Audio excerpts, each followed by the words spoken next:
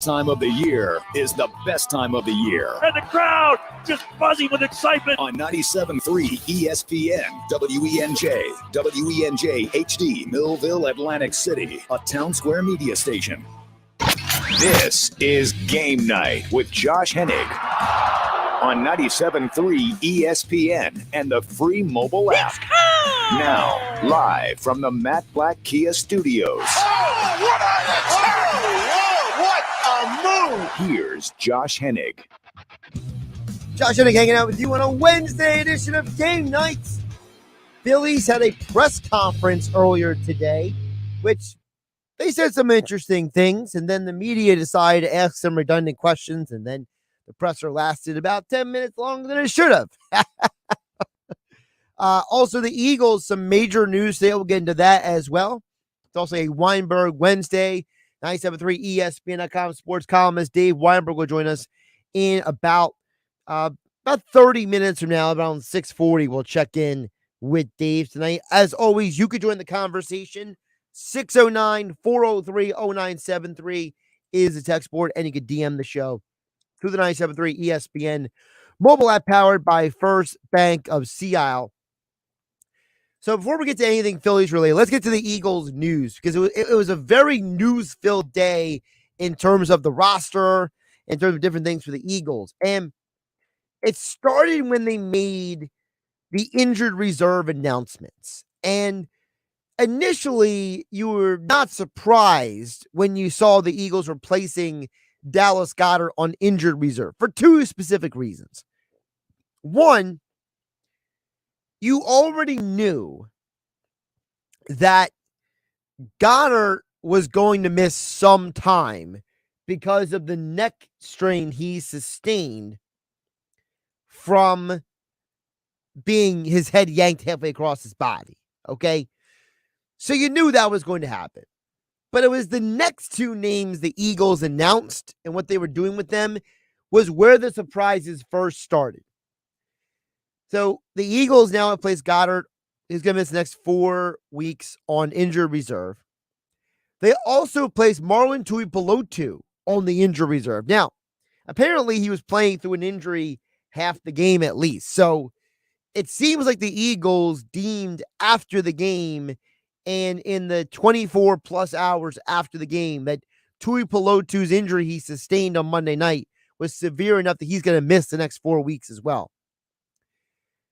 Then they activated Tyree Jackson from the PUP list. And this is where the offense is going to get interesting, because the conjecture initially was, all right, what is Philadelphia going to do if Goedert misses 4 weeks? More Jack Stoll? Is Tyree Jackson ready? Well, we just got told by the Eagles Tyree Jackson is at least ready to get on the field. Now, we don't know what kind of impact he can have, but I think that Jackson can be enough of a stopgap between him and Jack Stoll to keep this offense running. And the working theory would be that Stoll could be the blocking tight end, Jackson would be the receiving tight end, and that they would try to kind of, balance out those two guys' strengths and weaknesses depending on the down and distance and in-game situation. But I think Tyree Jackson coming in is a very interesting conversation we can have for the next few days, because this is a guy who, before he got injured, was an amazing stud. The guy is a phenomenal athlete. I think that he can go out there and maybe have an impact in a couple of these games. The Colts, they're without Shaq Leonard for the rest of the year. He is done. He's having his second back surgery this calendar year. So you know that their defense can be taken advantage of. Maybe that's how you take advantage of them. You put a guy like Tyree Jackson on the field, give him about 5 routes to run, and you hope he gets open on 3 of those 5 routes, and he gets some first downs and some big plays out of it. Now, I'm not saying that Jackson can be what Dallas Goedert is. To me, Dallas Goedert may be one of the most important players on this offense, because he is a guy who has that kind of impact down the middle of the field, stretching defenses, making them second guess should they double the wide receivers in different situations. So without that guy to take advantage of it, Jackson can at least, for a couple games, fill that void. Now, I don't know if he can do that against the Packers per se. The Packers have been, hit or miss. They've been very inconsistent in terms of their defense. I think the Titans, you can maybe take advantage of them a little bit with the tight end. So at least the next couple games, it's not the end of the world that Tyree Jackson's out there instead of Dallas Goedert. Now, the next decision that was made today, with Marlon Tuipulotu out, there's obviously now a roster spot to be had. The Eagles have signed Linval Joseph to join the team. Now, this is interesting because remember, Tuipulotu played a huge number of snaps last week, and you could argue that, maybe if you don't have that many snaps, he doesn't play that many. If the defense was on the field for that long, maybe he doesn't have to play that many times. But either way, Linval Joseph's a guy who's been around the NFL for a while, okay? You remember him for his years with the Giants and the Vikings. He was with the Chargers for basically 2 years altogether. But in his time with the Giants and the Vikings, he was considered one of the better interior D linemen in the NFL. He's a guy who does more than just take up space. He is a guy who can move people, who's hard to be moved. And I think this could be a blessing in disguise that now Joseph can come in here, not fix all your problems, but at least give you the type of person, okay, to allow you to run the defense you want. One of the theories about Gannon is that he actually is a good play caller, but he hasn't always had the personnel to do what he wants. And people said last year the problem was he didn't have the linebackers and the secondary to do what he wants. Well, Howie Roseman went out and gave him Kazir White. He drafted Nakobe Dean. He acquired James Bradbury and C.J. Garner-Johnson. So the working theory is you gave him everyone he needed. Now we're being told that on Monday night, because you didn't have Jordan Davis, you didn't have the personnel you wanted to run that 3-man front with the overhang blitzers with Tuipulotu as the nose guard, and you had to change to a 5-man front, which forces the opposing offense to play more accountability blocking and less double teams and less screens and less pull around. So now you bring in Linval Joseph. Does he allow Gannon to do more of what he wants, which is that 3-2 front with the 2 overhang outside linebackers / defensive end guys and with the 2 linebackers? We'll have to wait and see. One of the problems I have with this theory that, Gannon and the Eagles don't have the personnel to do this is my problem is that we've seen the same thing happen for 2 straight weeks. In the first half, they get run all over the place. Second half, they slow down the run all of a sudden. In the first half, they miss tackles. In the second half, they don't miss tackles. In the first half, they look sluggish and out of place and getting lost with guys moving. In the second half, what happens? All of a sudden, they're better. So I just have trouble, processing this idea that the Eagles have this horrible run defense, but only in the first half. Right? Like, I wish someone would actually take the time to break. I might have to actually do the research to break it down for myself, but it just seems very convenient that in the first half, it's one team and the second half is another team. But all of a sudden, the Eagles are this horrible run defense, or they don't have the personnel to stop the other team's run game. To which I keep saying, if it's so bad, then why don't they be able to do what they did in the first half in the second half? Look, for 2 straight weeks now, the Eagles defense has allowed a total of 9 points in the second half. 9 points over 2 games in the second half. That tells you that they know what to do. They have the personnel to do it. They just have to do it. So I don't know. We'll find out how much Linval Joseph actually plays. But I think it's interesting that they bring in a guy who is a direct replacement for Marlon Tuipulotu. And I guess the working theory is when Jordan Davis does come back in December, that Joseph and Davis can rotate as the nose tackles, and then they can run this 3-4 front that apparently Gannon is really sold or really intent on playing. Again, I don't know if that's because he thinks that's what the talent calls for, if he thinks that's the best defense they can run, if he's being stubborn. I don't know what it is. I can't and be hypercritical of Gannon. Look, I've admitted on this radio show here on 97.3 ESPN, Josh Hennikg hanging out with you on a Wednesday night here on Game Night. I have had a lot of questions and concerns about Gannon in the last 2 years.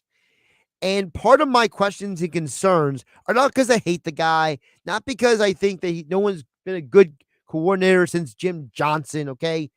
My concern with Gannon is there have been specific moments in time where it looks like he should do something else.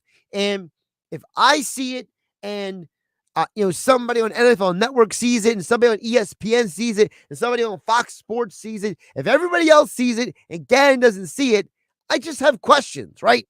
And when I look at Gannon, I see a guy who even Nick Sirianni has said over the years, well, we adjusted too late defensively. That's the head coach saying that. And you have to wonder, when the cameras have caught them having some, I don't want to say aggressive conversations, but, competitive conversations or some, heart-to-heart adult moments or whatever you want to call it. But because I don't want to say they're aggressive because I actually can't hear what they're saying. But visibly, it looks like the Sirianni and Gannon are having some serious conversations. And you have to wonder how much of that is because Gannon may be doing things that Sirianni doesn't agree with at times, but Sirianni has made the decision that he's going to try to trust this guy. And if Gannon gets a head coaching job next year, I'll be curious to see who Sirianni brings in to replace him as a D coordinator. Over on the text board at 609-403-0973, Tim in Williamstown chimes in with a long text, so I'll try to get through the whole thing here. Tim in Williamstown says, the Eagles are a good team, but I lump them in with 8 to 10 other teams that are also good. Their weakness is still their quarterback-coach combo. All right, timeout. Quarterback-coach combo. Okay. If you want to say that Sirianni is not as experienced and doesn't have the pedigree and the resume that Andy Reid, Kyle Shanahan, Sean McVay, I guess you throw in Matt LaFleur because he's been to multiple championship games. You put him in that conversation as well. That's 4 guys. You said 8 to 10 other teams. Look at the teams with the best records in the NFL right now. Kevin O'Connell's in his first year. Sean McDermott is been a very good coach, but he has not had the peak of success yet for us to know what his true ceiling is. I think Sean McDermott's a very good coach. You could argue he's a top 10 coach in the league. But if you want to put him ahead of Sirianni, I'm not going to argue that. I think Mike McCarthy's resume is a little bloated. When he's had great players and when he's had really good coaches around him, he's been successful. Other times he hasn't. Okay. Cliff Kingsbury, come on. I can't take that seriously. Pete Carroll, Super Bowl winning head coach, better resume. Mike McDaniels, first year in the NFL as a head coach. Robert Saleh was his second year in the NFL as head coach. So if you're saying quarterback coach combo, sure, Sirianni is on a much lesser tier in terms of experience. Some of those other guys. You say Hurts is that the passer fans think he is. I think Tim in Williamstown, the problem is that maybe you don't like Hurts as a passer. Hurts has shown himself this year to be a high-level deep thrower. He is a guy that all the analytics people and all the football junkies who know more football than you and me combined say that his deep ball has exponentially improved. And if you're trying to stretch the field and you're trying to force other teams to be accountable when it comes to how they play you, those deep shots, the guys like Quez Watkins and Devonta Smith and A.J. Brown have been a huge part of that offense. So, you say Hurts is not the passer the fans think he is. It sounds more to me like you just don't believe in Hurts as a passer because you have a predisposed bias. Now, you are right. Sirianni is unproven. And he is a guy that we still don't know how good he can be. But when you say the team got dominated in the trenches, it was undisciplined, well, that's not all his fault. If you're saying that's a reflection of him, then I think that you haven't watched every Eagles game, because there have been numerous games where the Eagles have been very disciplined in the trenches, and Sirianni has been the head coach. Don't forget that the guy who handles the trenches is Jeff Stoutland on the offensive line. So if you're saying that they're undisciplined, that's the coach's fault, then you're saying Jeff Stoutland stinks. And Tim in Williamstown, that's a very unpopular opinion around people in the NFL who think Stoutland is the best offensive line coach in the NFL. The turnover issue was one game. We haven't seen the turnover issue the entire year. So you can say it's a week 8-0 team. Look at the next 6 games, all that stuff. But Tim, guess what? I can go through every team's schedule every single year and rip apart their schedule. It sounds like to me that you're just not an Eagles fan. You don't like the team, and you went out and found some stats and information and perspectives that fit your narrative. Look, when I came into the year, I thought the Eagles would be a 10-11 win team. I didn't have them starting the year 8-0. Nobody did. Nobody in their right mind thought the Eagles were going to go 8-0. So how weak is that schedule if nobody thought that they were going to go 8-0 this year? If everyone thought this was a 10-7, 11-6 team, then how weak is their schedule? Again, weakness is subjective. The Eagles beat the Vikings beat the Bills beat the Chiefs. What do I do with that? Absolutely nothing. The Colts beat the Chiefs. The Jets beat the Bills. The Bills lost to the horrible Jags last year. I mean, you could nitpick everybody's schedule. So, first of all, Tim in Williamstown, I appreciate you taking the time to send the text. As you see, I took the time to read your text. And I think that you're coming in this with a specific bias against the Eagles because either you like another team better or you just don't want to admit the Eagles are good. We'll get to more of your text messages on the other side. Anthony in Atlantic City, get to your message and more. Of course, you can also DM the show into the 973 ESPN mobile app powered by First Bank of Seattle City. Josh Hennikg hanging out with you. When I tell you about my friends over at Jenkins & Sons, trust Jenkins Plumbing, Heating, and Air Conditioning, because when we need to make the 973 ESPN studio comfortable, that's who we called, and you should too. No need to call the drain guy, the heater guy, or the plumbing guy. Jenkins technicians are trained to do it all.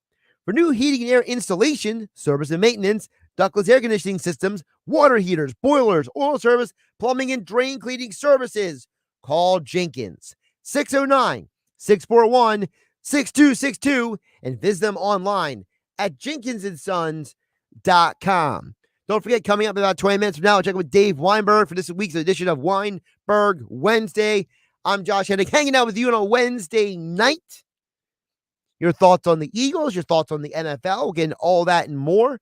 A very interesting day news-wise for the Eagles. Also, the Phillies had Dave Dombrowski and company speak to the media. They made some interesting comments as well. So we'll try to squeeze it all in this hour here on 97.3 ESPN FM and 97.3 ESPN mobile app powered by First Bank of Seattle. You haven't downloaded the 97.3 ESPN free mobile app? Well, go get it now to follow all the Philly sports teams at 97.3ESPN.com, powered by First Bank of Seattle City. Why would someone looking for a mortgage at the Jersey Shore take a loan from a company in Detroit or North Carolina or some other far-off place?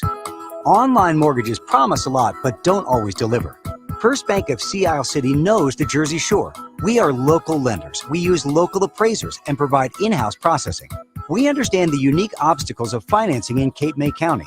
Don't take a chance. Local banking is better. Let us guide you. First Bank of Sea Isle City. Member FDIC, Equal Housing Lender.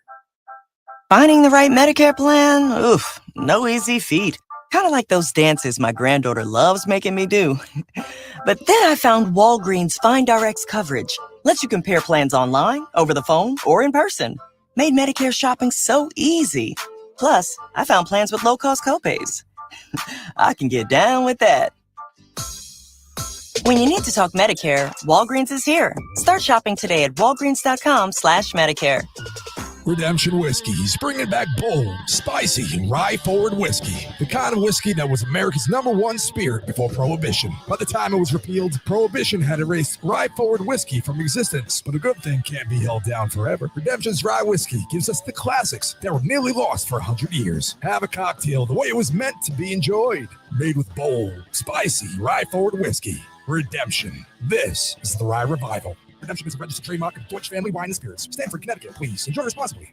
Hi there, I'm your host, Dog, filling in for the human who's normally here and bringing you the smells and sounds of the holidays, courtesy of Beggin' Dog Treats. We wish you a beggin' Christmas. We wish you a beggin' Christmas. Go quest ye merry Doberman, let beggin' you acquire.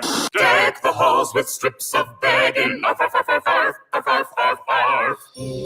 Remember, for bacon-loving dog excitement this holiday, It's beggin'! Can you get me approved with 0% financing? Okay, well, what's my trade worth? You know what? I'm going to Matt Black Kia, where I can get some straight talk. We're talking real turkey. Have a job clearing $350 per week at Matt Black Kia. You're virtually approved, even with zero down and 0% APR financing for 36 months. So bring us any trade, no matter if it's roasted or overdone.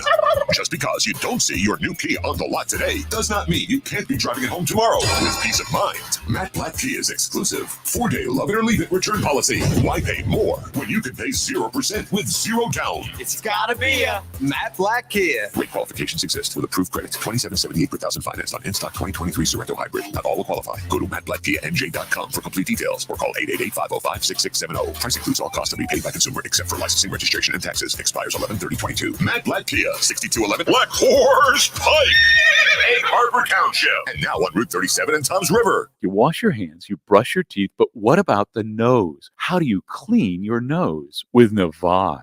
Navage uses powered suction to pull saline in one nostril, around the back of the nose, and out the other nostril, flushing out allergens, mucus, and germs. And it's why cleaning your nose, the body's air filter, is the next evolution in daily personal hygiene. People try Navage for lots of reasons. Sinusitis, colds, allergies, snoring, things that make it hard to breathe through your nose. But over time, they find that cleaning their nose makes them feel better, a lot better. Over 3 million Navage users have written more than 100,000 reviews, averaging 4.7 stars, saying, "Best product I've ever used," and "amazing. I love my Navage." Navage helps you breathe better, sleep deeper, and snore less, but the biggest payoff is improved health. Navage is good personal hygiene and can help you stay healthier. At Walmart, Walgreens, CVS, Rite Aid, Target, and online. Navage, Navage, clean nose, healthy life. When choosing a wireless provider, you're forced to compromise. But what if you didn't have to? What if you could get reliable service without a contract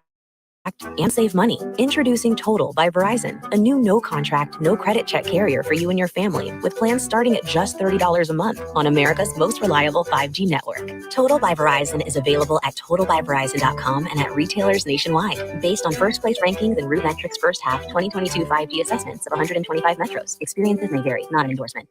Thanks to Total Wine, you saved more on all the gifts for the ones you adore. Wine, spirit, beers, all nestled on shelves.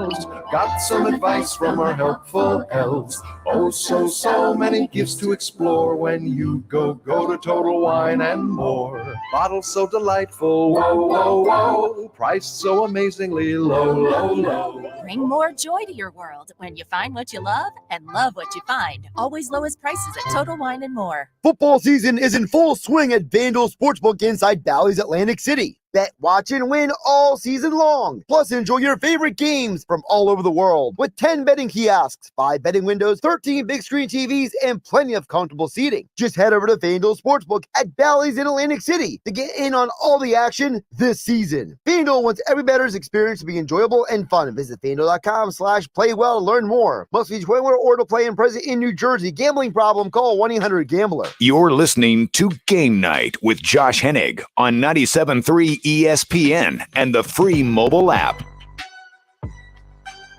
6:27 on a Wednesday. Hope you're having a great day. Appreciate you joining us. Both of you listening on 97.3 ESPN FM or 97.3 ESPN mobile app. However you're consuming the show, thank you for being a part of the show today. We'll get some more text in just a moment at 609-403-0973 on the text board. Your DMs at 97.3 ESPN mobile app powered by First Bank of Sea Isle. No Sixers, no Flyers, no nothing tonight. Some NBA on. You know, when it gets to this time of the year, I honestly look forward to it because for as much as it's a wild, crazy time to watch sports all happen at the same time in October, you know, you get to a point where it's like, all right, I can breathe a little bit now that, you know, it's not the same thing night after night. So we'll get into some Phillies in just a bit, but first some text over here. 609-403-0973. Anthony Atlantic City chimes in. Says, I'm not sure what Tim in Williamstown is talking about. Hurts threw the same deep ball to Brown in double coverage plenty of times, and he made that catch 8 out of 10 times. 3 times versus my Steelers. In my eyes, Anthony AC says Hurts is a very underrated passer.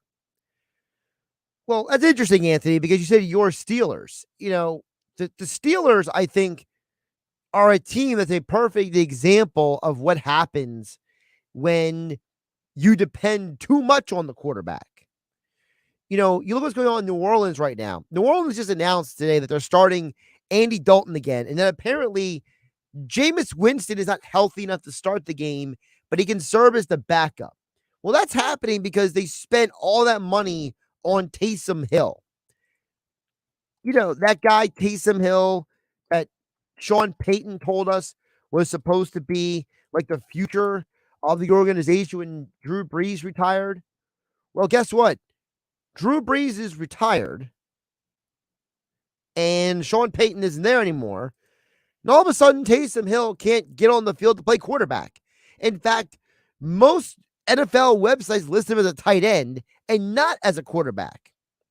So what you're doing is you're paying somebody, because remember, they gave him a 4-year, $40 million contract, a guy who doesn't even play every down, a guy who was drafted as a quarterback, listed as a tight end, and he's doing neither.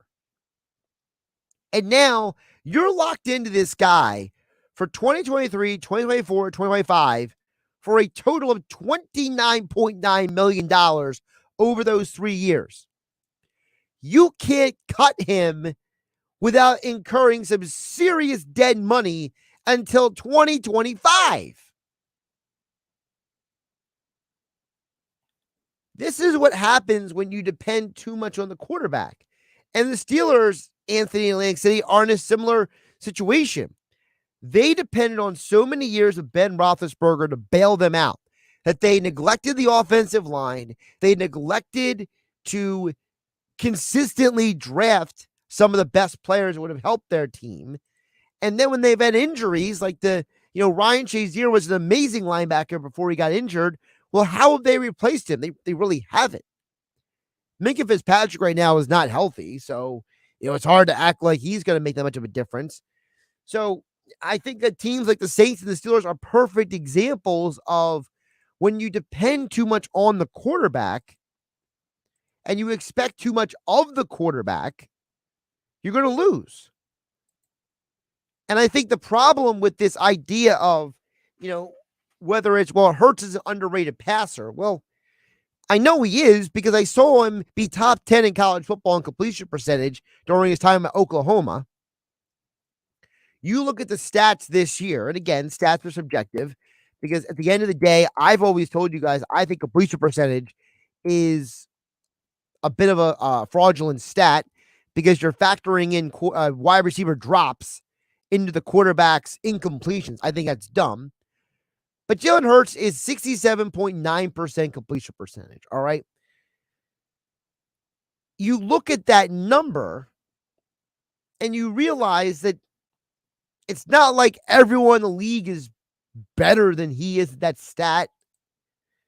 He's 5th in the NFL in yards per completion. So, yes, statistically and analytically and visually, he is an underrated passer. But when you look around the NFL and you ask, well, who leads the NFL in completion percentage? Geno Smith, Tua Tagovailoa, Joe Burrow, Matt Ryan, Matthew Stafford. That's your 5 ahead of Jalen Hurts. Nobody listening to the sound of my voice is going to bang the drum for Matt Ryan to start over whoever their starting quarterback is. I don't care if you're an Eagles fan. I don't care if you're a Cowboys fan, Giants fan, maybe Steelers fan. No, I'm just kidding. No, Matt Ryan leads the NFL in fourth quarter comebacks.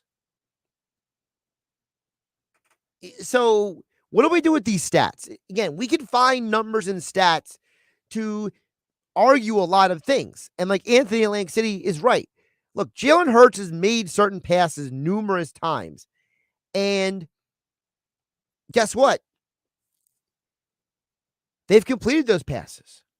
In many ways, Monday night was an anomaly because all year they had more turnovers on Monday Football than the entire first 8 weeks of the season combined. So that should tell you that, maybe 12 days off was too much. Maybe the guys weren't 100% focused on Monday night. Maybe they just had a bad day. Whatever the reason is, it didn't work out and they lost. And now the key is, how do you move on and learn from that loss? By the way, Jalen Hurts is a better completion percentage than Patrick Mahomes, Jimmy Garoppolo, Kyler Murray, Josh Allen, and Kenny Pickett. He also has fewer interceptions thrown this year than Josh Allen and Matthew Stafford. So again, read into that what you will. Again, we can find information to suit our arguments. Texter chimes in, says, why isn't Taysom Hill playing for the Saints? I think Taysom Hill is not playing for the Saints is because I think they figured out that once they lost Sean Payton, that they don't really know what they're doing in New Orleans offensively. I think that's the problem. I think Taysom Hill is not playing because he doesn't really have a role in an offense that was basically built for him to do certain things with Sean Payton, and they were never able to fill that void with somebody else. The guy has, 5 targets on the year? He has 43 rush attempts, 5 receiving targets, and he's thrown 10 passes on the year. Obviously, there's a problem in New Orleans offensively. And I don't know if it's purely just who the offense coordinator is. I don't know if Pete Carmichael is in over his head. I don't know if Taysom Hill has shown some issues in practice for why he can't get on the field more. Doug Marrone is their offensive line coach. Maybe Marrone is telling him that, having a mobile quarterback back there is not good for the offense. They need a guy who gets the ball out of his hands faster, like Andy Dalton prospectively can more often than not. But this is the Saints team that is bottom half in the NFL in almost every offensive category. They're averaging 22.2 points per game, which is 17th in the NFL. Their total yards this year is really the only stat that's good. They're 10th in that. But you know what they're not very good at? They're not very good when it comes to turnovers. They have a lot of turnovers this year. Their offense is very inefficient. They're bottom half of the league in rushing as an offense. So, I think the problem why Taysom Hill get on the field is a reflection of the entire offense as a whole. Because every time I see the Saints game, that guy's barely getting any action. He's only got action a couple times this year because out of necessity, not because he's the best option. And I think that's the reason why he's not getting playing time. I think that Sean Payton covered up a lot of problems down there in New Orleans. And I think without him, they're realizing how lost, dazed, and confused they really are. By the way, former Eagle Adrian Killian was a top 10 pick in the XFL draft. I just saw that on the screen behind me. We'll talk some more Eagles and NFL coming up next with Dave Weinberg for this week's edition of Weinberg Wednesday. Thanks everybody for the texts that are coming in at 609-403-0973 or DMs into the 973 ESPN mobile app powered by First Bank of Seattle. Josh Hennikg hanging out with you on a Wednesday night here on Game Night. This is the radio home for Philadelphia Eagles football. The Eagles continue the 2022 season this Sunday in Indy against the Colts. The Eagles have it, so they get it right back. The hit by Josh Sweat. This defense can set the tone. Pre-game coverage starts at noon with Merrill Reese and Mike Quick calling all the action starting at 1 p.m. This is where the Philadelphia Eagles play. 97.3 ESPN, South Jersey's official Eagles station. Hi, it's Pete from Chicky and Pete's. Dine in for these amazing fall specials. Wednesday is crab night. 2 pounds of snow crab legs, $49.99. Or mix it up with 2 pounds of snow crab legs and 4 hard shells for $79.99. Thursdays are for the birds. Whatever the Eagles score on Sunday, you get to save on wings at Chicky and Pete's on Thursday. Plus, limited time fall specials, including bomb pork belly tacos and the garlic truffle burger. Wash it down with our pear elderflower mule or apple cider old fashioned. Chickies and Pete's. Hi, it's Pete from Chicky and Pete's. And we know Saturdays in the fall are special. Why? College football. And we have you covered with food and drink specials and the best in-game experience to watch your team or the college football game of the week. Come watch Penn State, Temple, Villanova, Notre Dame, Texas, Michigan, Georgia, and more.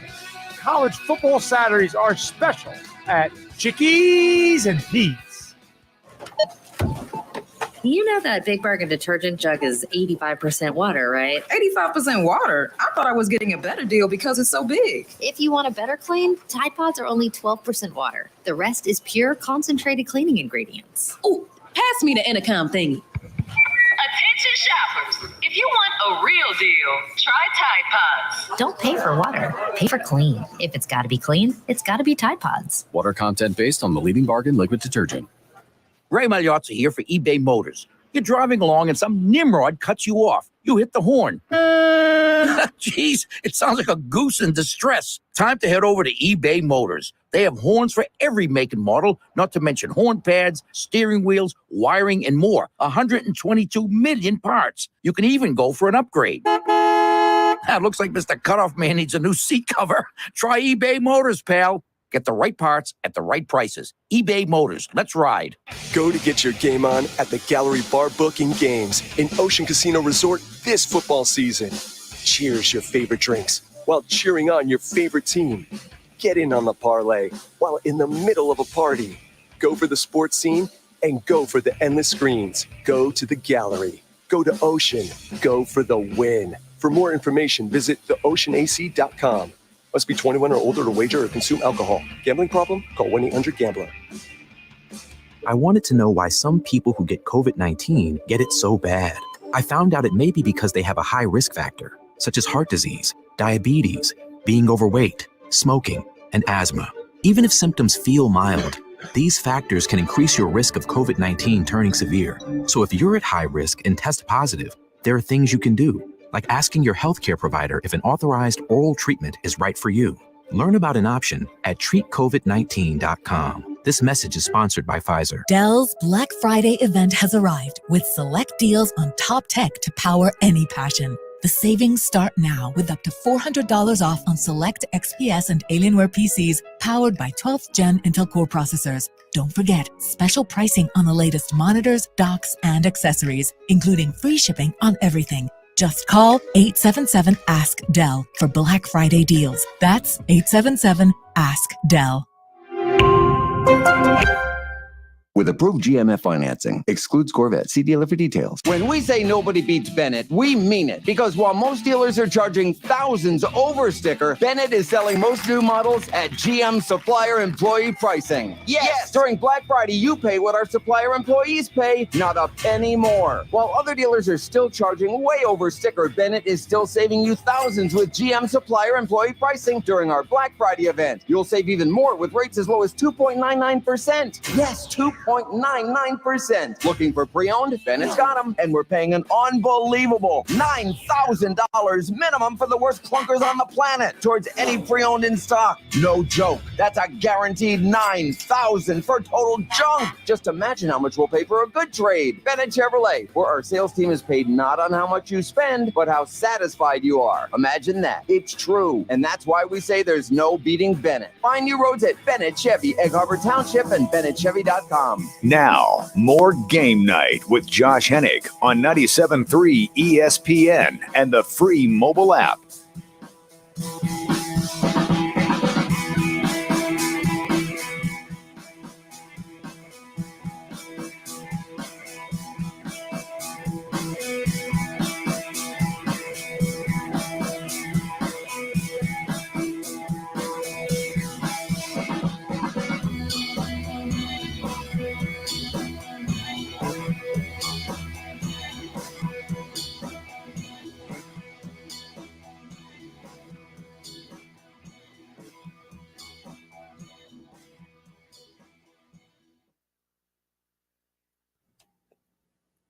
Josh Hennikg hanging out with you here on Game Night on 97.3 ESPN.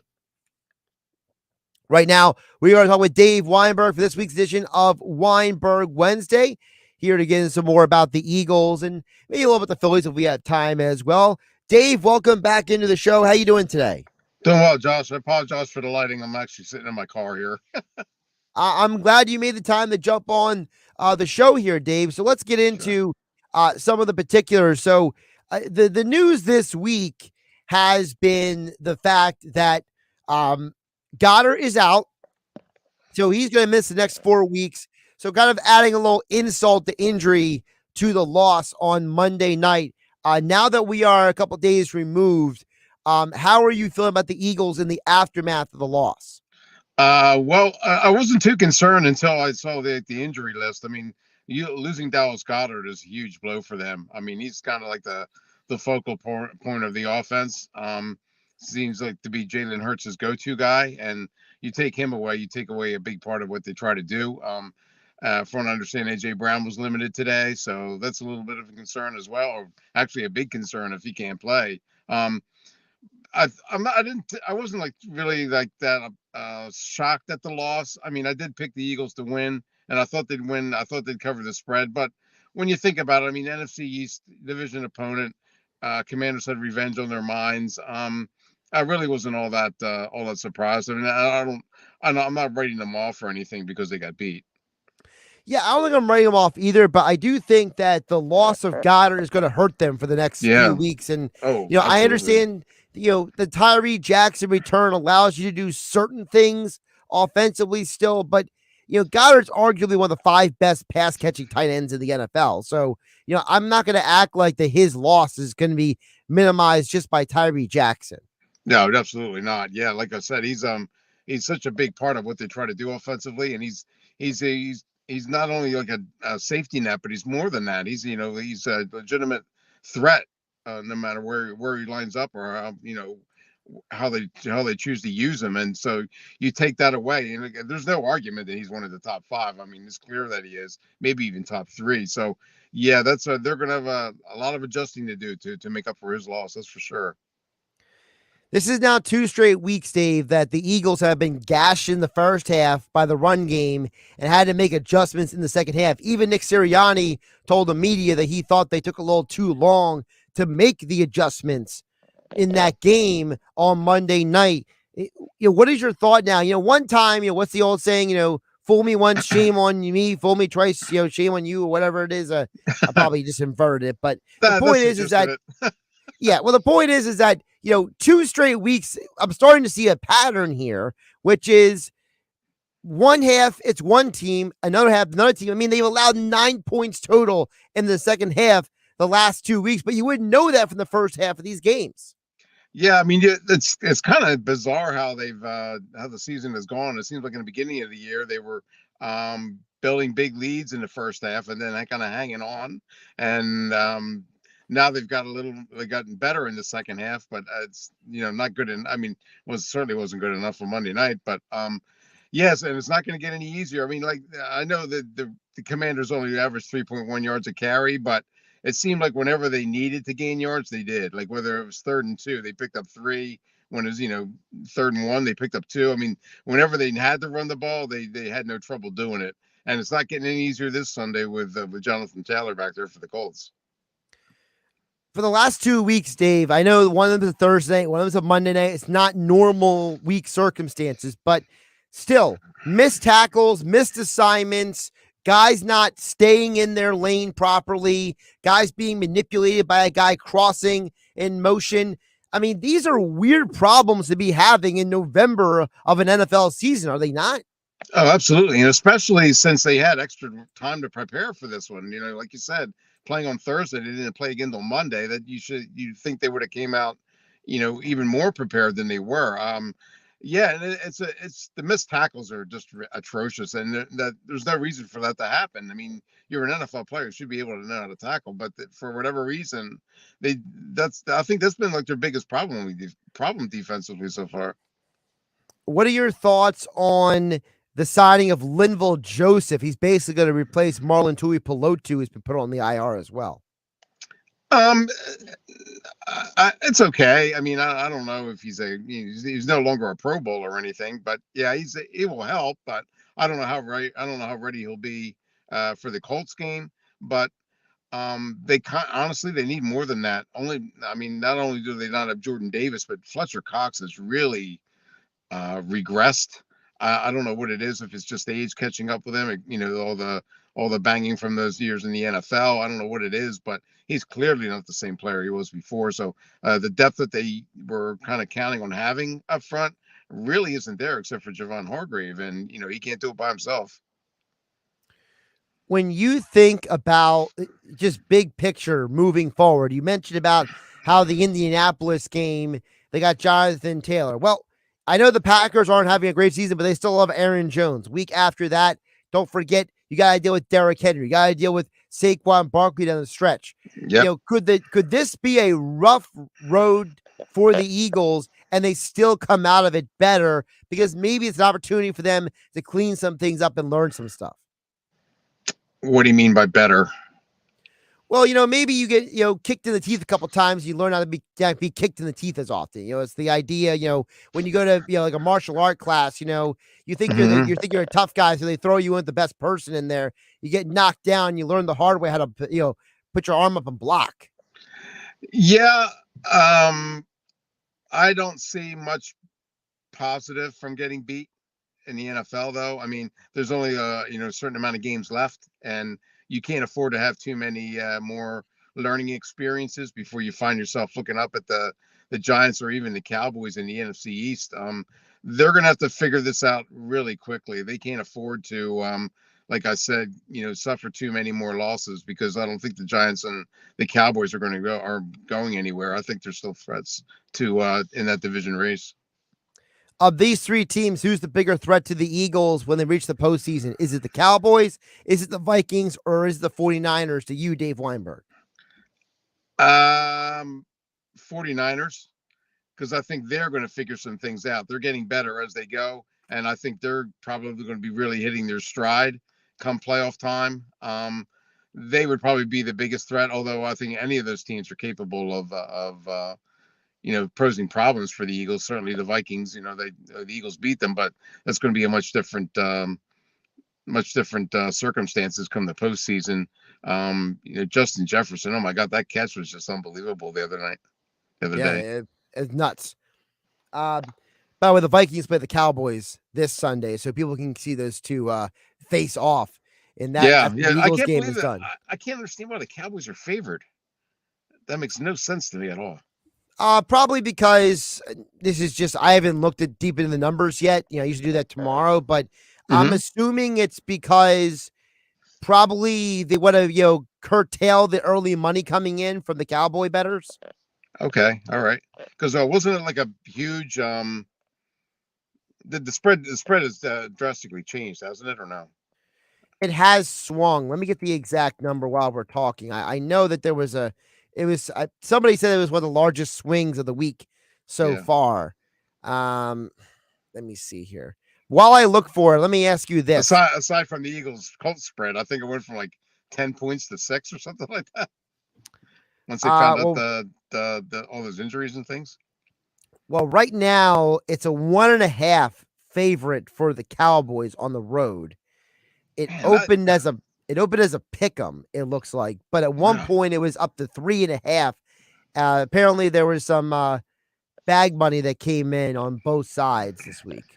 Man, I think the Vikings win that easy. I don't even think it's a question, but I rarely get them right anyway. So what the heck? Well, I was saying, if you feel that good about it, it's a plus 105 money line for Minnesota. So okay. Before I let you go, sure. Who is your NFL Coach of the Year right now? Coach of the Year. There's a bunch of good candidates. So yeah, there are. This is really tough. Probably the Giants guy. Dable. Yeah. They weren't expected to do anything this year, and the fact that they're right in the thick of the race and playing pretty well, he would probably be my pick right now. He's really changed the culture and everything there. Yeah, I'm leaning him because of the fact that there were so many jokers up there for a few years there. I mean, between Joe Judge and his laps and Ben McAdoo and his weird press conferences, like they actually have a football coach now, and it's a good news for the Giants, maybe bad news for the Eagles long term. But Dave Weinberg, you can follow him on Twitter at Dave Weinberg 19. Extra Point columns over at 973ESPN.com, and he made some time to squeeze in for another Game Night edition of Weinberg Wednesday here on 973 ESPN. Dave, I appreciate you making the time to jump on. We'll talk soon. Oh, thanks a lot, Josh. I appreciate it as always. Thanks for taking the time to squeeze me in. Talk to you next week. Talk to you next week. Dave Weinberg joins us each week here on Game Night. Before we get out of here, don't forget 99 Balls, your last opportunity of the day to qualify in just about a minute from now. Mike Gimarmora chimes in on the text board and says, Josh, I love the Eagles. I love football, but I do not love crowning of teams or players. The games must be played. The players must be available. The matchups are week to week. Everyone needs to settle down. 8-1 only matters in positioning for the playoffs, and 12-5 might actually do it. Expect more L's coming up. That's from Mike and Marmora. Look, I don't think anyone is, I'm not freaking out about the L's coming up, Mike, but I'm just giving some analysis of the fact that I think there's some obvious issues with the defense in terms of maybe game planning or strategy. I think that you're right. There's probably at least 2 more losses this year. Now, I don't know what those losses are. I didn't think they lose to Washington. I think that if I had to narrow down the games, the Dallas game on Christmas Eve, the Giants at the New York Giants coming up, the Packers game, and the Titans game, those are like the 4 games right now that I think that if you said, how many of those they lose 2 or 3 of those 4, and that's probably your final losses of the year. So it is a week-to-week proposition, but the playoff positioning does matter in certain situations. All right, the call-in number is 609-573-3776, 609-573-3776. Caller 6 and 7, you are in for this year's 99 Bottles being held at Maynard's in Margate with a sports bash with broadcasting live Thanksgiving Eve. Maynard's in Margate, 99 Bottles is the contest. Caller 6 and 7 right now, 609-573-3776. I'm Josh Hennikg. This is Game Night. Catch you tomorrow.